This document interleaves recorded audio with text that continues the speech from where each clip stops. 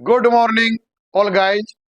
आज हम आपके सामने बहुत ही इंटरेस्टिंग वीडियो लेके पेश हुए हैं।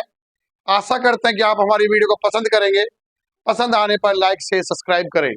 आज हमारा न्यू लेसन, नया टॉपिक्स, बहुत ही डिफरेंस उसके पार्ट्स हैं, जिसका हम एक एक करके उसका एक्सप्लेन करेंगे। एक दिन थ्योरी करेंगे, फिर उसकी प्रैक्टिकल करेंगे। तो आज आप देख रहे हो स्क्रीन पर कि जो मेन हमारे पास चीज है कि why Tally is the best for advance inventory management.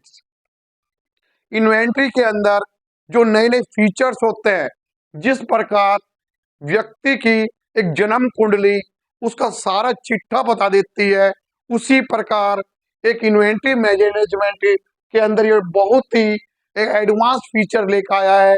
जिस प्रकार एक स्टॉक क्वेरी के अंदर एक ही ऑप्शन के अंदर आपके पूरी डिटेल्स आप एक स्टॉक क्वेरी के अंतर्गत, जो कि फर्स्ट पॉइंट है, उसके अंतर्गत आप उसको देख सकते हैं। बहुत ही अच्छा, यानी टैली ERP9 बहुत ही एक अच्छा फीचर है आपके बीच में। और ये सारे फीचर के बाद अगर ये जो टोटल 20 फीचर्स, इसकी 20 इसका क्या है, आपका क्या है, एडवांस इन्वेंट्री मैनेजमेंट के साइलेंट फीचर्स है। अगर इनको 20 साइलेंट फीचर को प्रतिदिन हम स्टेप बाय स्टेप एक एक करके हम उसका अध्ययन करेंगे। तो सबसे पहले जो मैंने आपको बताया कि why Tally is the best for advance inventory management, यानी बेस्ट है इन्वेंट्री के अंदर, टैली के अंदर बेस्ट इन्वेंट्री मैनेजमेंट क्या क्या है, तो उसके बारे में आज एक बिल्कुल नया, जो पहले तो वो कंप्लीट हो चुका, अब एक न्यू चैप्टर्स को हम लेकर आए। तो उस टैली ERP के अंदर न्यू चैप्टर है कि why Tally is the best for advance और आपका इन्वेंट्री मैनेजमेंट। अब सबसे पहले कि क्या है टैली का, ये मैनेजमेंट सिस्टम में है क्या, कि तो उस चीज को हम उसकी थ्योरेटिकल रूप में अध्ययन करेंगे। तो आप देख सकते हैं इसकी स्क्रीन पर, Tally ERP9 provides you the capability to record inventory transaction without changing the way you to your business के अंदर बिना कोई बदलाव किए हुए आप उसके अंदर इतनी कैपेसिटी, कैपेबिलिटी मतलब उतनी क्षमता है उसके अंदर कि इस कार्य को, इन्वेंट्री लेन देनों को, स्टॉक के लेन देनों को बहुत ही अच्छी प्रकार बिना किसी चेंजिंग किए हुए बिजनेस के अंदर उसको भली भांति से अच्छी प्रकार से करने में ये योग्यता है, कैपेबिलिटी है, क्षमता है इसके अंदर। अब आप देख सकते हैं इसमें, it provides predefined inventory voucher to suit your business requirements beside allowing you to create, understand voucher type and flexibility to track your inventory and point stage process and numbers other features।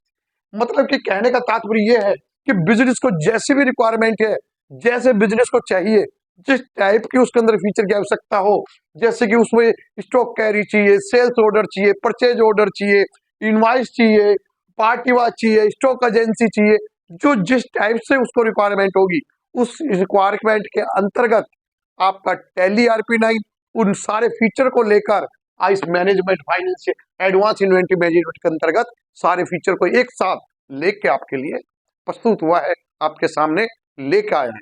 तो आप देख सकते हैं कि इसके अंदर किस numbers, जो मैंने आपसे कहा कि टोटली आप मल्टीपल स्टॉक वैल्यूएशन ले लें, आप इसके अंदर सब गो डाउन ले लें, आप स्टॉक क्वेरी ले लें, यानी सारे फीचरों का एक संग्रहण, मतलब एक म्यूचुअल, मतलब सभी को जोड़कर, जैसे कहा जाता है कि संगठन, ऑर्गेनाइजेशन कि 2 या 2 से अधिक व्यक्तियों को जोड़कर एक संगठन बनाया जाए, तो ये सबको एक जोड़कर एक मेन आपका inventory management best tally ERP के अंदर तैयार करके ये लेके आपके लिए आया है।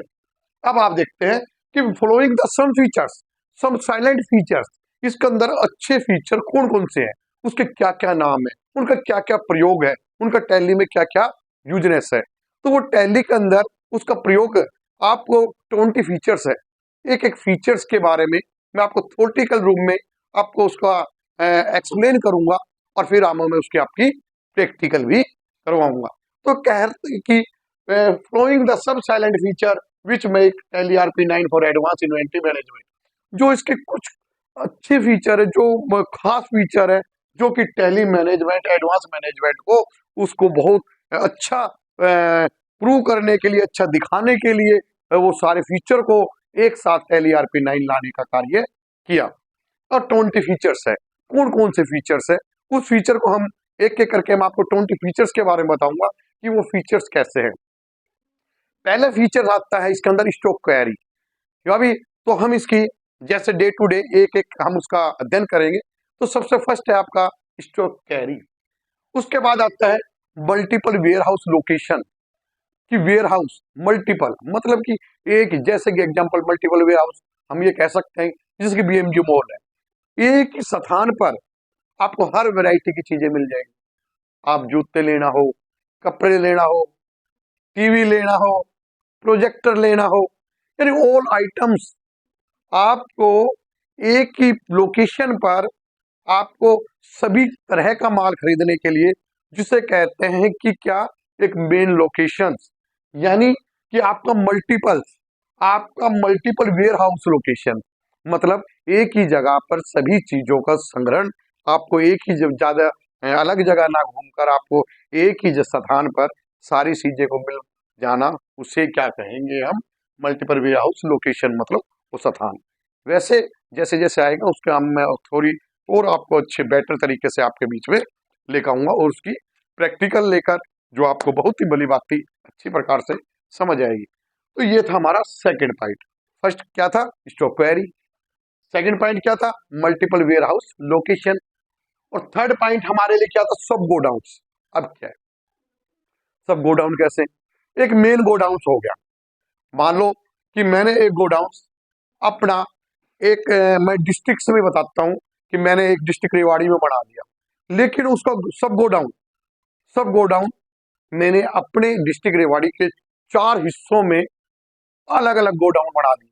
तो मेन, जो एक मेन केंद्र हो गया, उसके सब, मतलब कि उसके 4 पार्ट, मेन बिंदु और मेन बिंदु के नीचे 4 पार्ट्स कर दिए सब गोडाउन।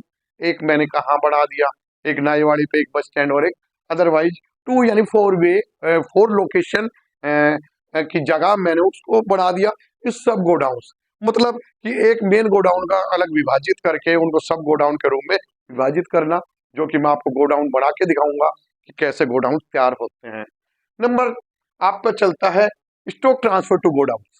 और ट्रांसफर क्या होता है कि उनको स्थानांतरण करना। स्थानांतरण मतलब एक स्टॉक को अगर बाई चांस, जैसे कि 4 गोडाउन हो गए, अगर कोई कस्टमर आया और वो सेकंड गोडाउन पे गया और उसके पास वो पार्ट जो उसको खरीदना है वो अवेलेबल नहीं है, तो वो क्या करेगा, और चौथे को जरूरत है, जो सेकंड वाला जो गोडाउन है वो फोर्थ गोडाउन को वो ट्रांसफर कर देगा।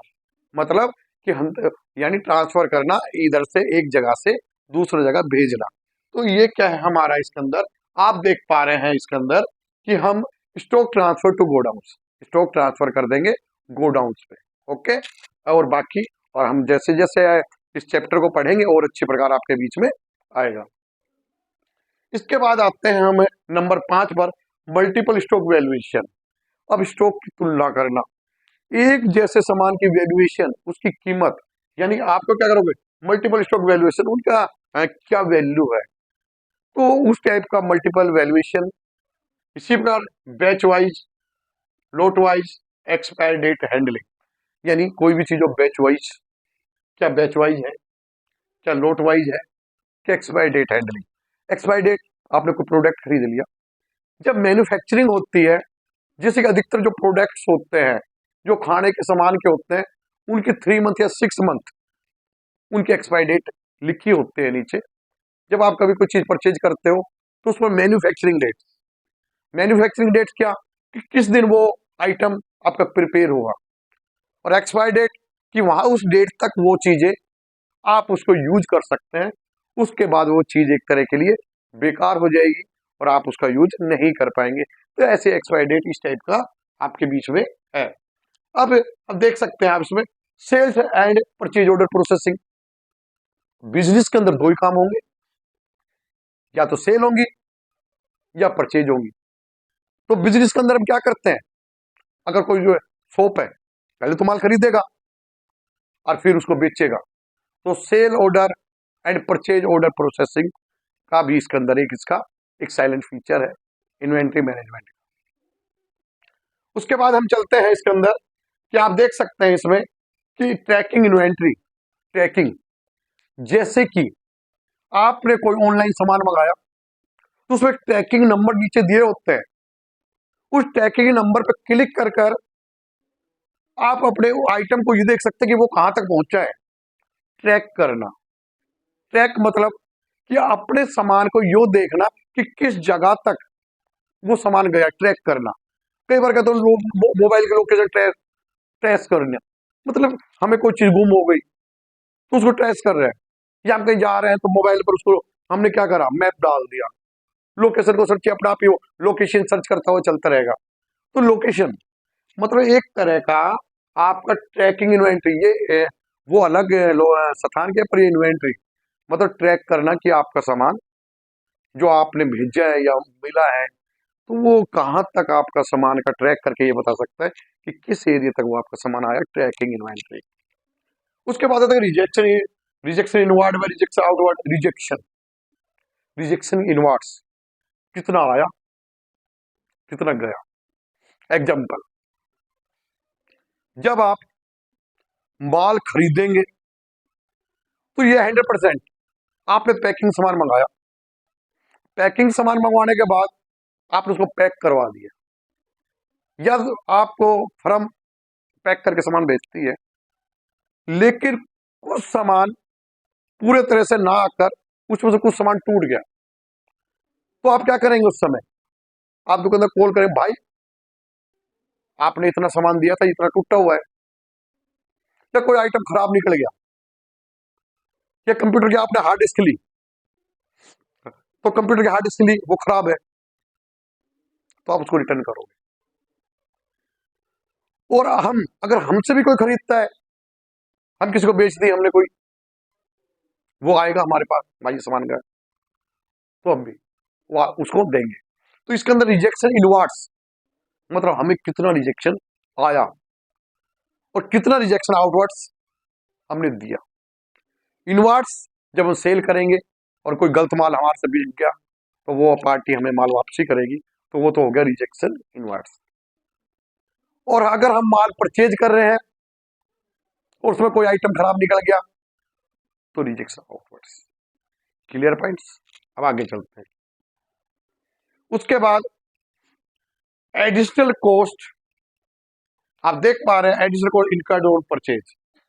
आप परचेज के टाइम जो अतिरिक्त जो कॉस्ट लग जाती है, कई बार क्या होता है कि अतिरिक्त कॉस्ट या उसका टेबलिंग में आना जाना खर्चा या कुछ टूट फूट जो एक्स्ट्रा खर्चा उसमें ऐड हो जाते हैं, वो क्या खर्चे होते हैं?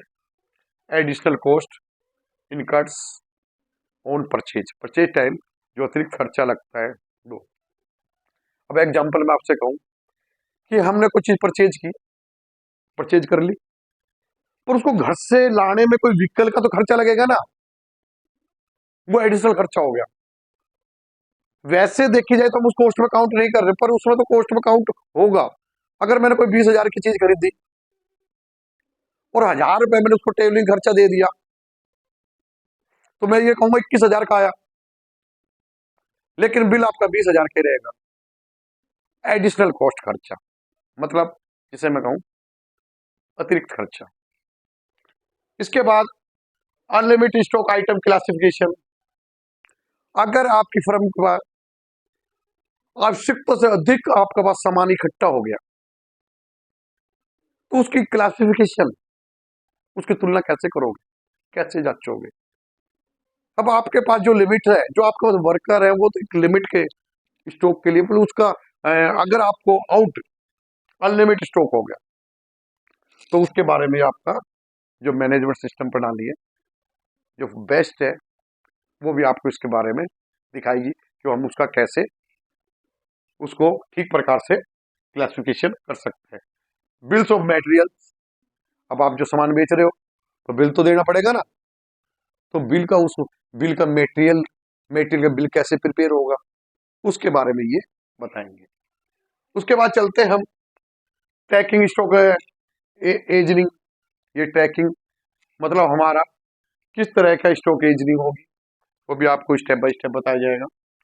Prize list with multiple price level, तो जो प्राइज लिस्ट होती है वो किस तरह की मल्टीपल होती है उसके बारे में भी आपको हम थ्योरी के अंदर बताएंगे स्टेप बाय स्टेप। उसके बाद रिकॉर्डर लेवल्स, इसके अंदर जो भी वर्क होता है वो रिकॉर्डर कैसे किस लेवल पर रिकॉर्ड हो सकता है उसके बारे में आपको समझाया जाएगा। उसके बाद आता है movement analysis. Movement analysis party wise, item wise, stock, तो जो मूवमेंट्स होता है, मूवमेंट्स कि वो किस तरह का आपका यानी कार्य करने का मूवमेंट्स है, तरीका है, यानी वो पार्टी वाइज है जो आप सामान सेल कर रहे हो, या आइटम वाइज है, या स्टॉक ग्रुप वाइज है। तो ये आपको इस बारे में बताएगा कि आपको पार्टी वाइज करनी है, आइटम वाइज करनी है, या स्टॉक वाइज करनी है। इसके बाद आता है 20 में प्रॉफिट एबिलिटी एनालिसिस, यानी प्रॉफिट एबिलिटी एनालिसिस, जो प्रॉफिट है, जो मुनाफा है, उसका एनालिसिस कैसे करना है वो भी हम आपको स्टेप बाय स्टेप इसके बारे में बताएंगे। इसके बाद आता है हमारे पास, और ये प्रॉफिट किस हिसाब से होता है, जैसे स्टॉक ग्रुप वाइज और stock item wise, invoice wise, location wise, ये प्रॉफिटेबिलिटी इन चारों के अकॉर्डिंग चलता है। तो किस अकॉर्डिंग होगा उसको हम देखेंगे। अब आता है, जब आप ये सारी चीज कर लोगे तो टैली में जब आपने एंट्री कर ली, परचेज की कर ली, सेल की कर ली, परचेज ऑर्डर कर लिया, सेल ऑर्डर कर लिया, या रिजेक्शन इनवार्ड कर दिया, आउटवार्ड कर दिया, तो उसको देखेंगे कहाँ पर, टैली में कहाँ देखेंगे? तो टैली में कहाँ देखेंगे, तो आप टैली में जब देखते हो तो गेटवे ऑफ टैली पर एक स्टेटमेंट ऑफ इन्वेंट्री होता है। क्या होता है? Statement of inventory. जब स्टेटमेंट ऑफ इन्वेंट्री लेंगे तो उसके नीचे एक स्टॉक कैरी आएगा। क्या आएगा? Stock carry. तो स्टॉक कैरी के साइड में एक लेजर बॉक्स ओपन हो जाएगा। आप जिस भी लेजर बॉक्स को ओपन करके आप क्लिक करोगे उसकी पूरी जन्म कुंडली वो दिखाने का कार्य करेगा। तो आज ये न्यू चैप्टर है, इस न्यू चैप्टर पे आज हम फर्स्ट डे है इसका, क्योंकि ये आपका टैली के अंदर बेस्ट एडवांस इन्वेंट्री मैनेजमेंट्स है, जिसके 20 फीचर्स है, साइलेंट फीचर है, जो मैंने आज आपको बताया। हम एक एक करके इसकी थ्योरेटिकल रूम में करेंगे, फिर उसकी प्रैक्टिकल करेंगे, और आपको बहुत अच्छा समझ आएगा।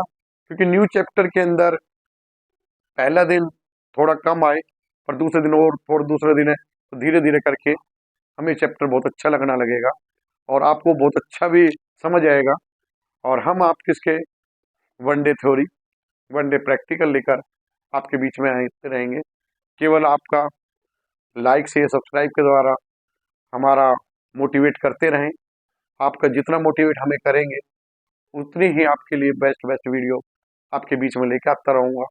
जय हिंद, जय भारत।